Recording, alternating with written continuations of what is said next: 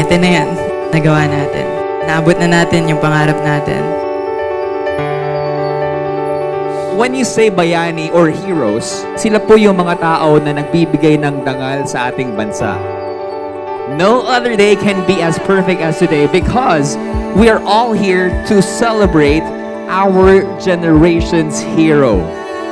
It is with great honor to introduce the first Filipino to secure double Olympic gold medals, Carlos Hedriel Yulo!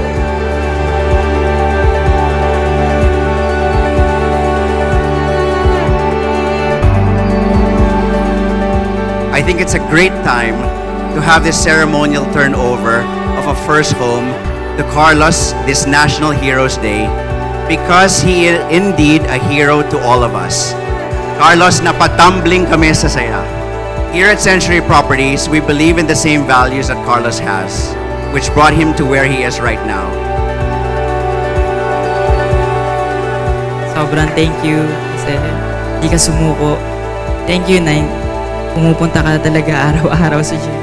Kahit umaayaw na, pinipilit. They knew how hard we worked together and we had a lot of challenges. He had the passion to win that medal. So I knew putting my money in him and his work is worth every centavo. Thank you, Antonio. Thank you very much from the bottom of our hearts for your help. Thank you. Pinakita sa atin ni Carlos kung gusto natin, kakayanin natin. Sa inyo rin, kung gustuhin nyo, kakayanin ninyo. In behalf of First Homes, we would like to present this afternoon a gift, Carlos Yulo, as a symbol of our thanks in behalf of our company and the whole Filipino nation.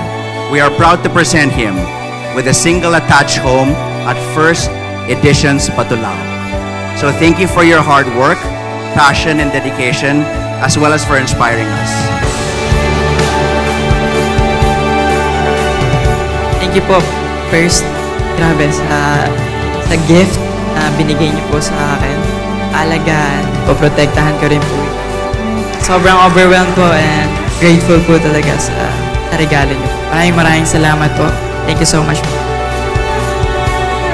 Once again, give it up for our Olympic double gold medalist and our new West Campers Bahay, Carlos Yulo! Super proud and sobrang happy ko po talaga nung nagawa ko. Enjoy yung moment and be grateful.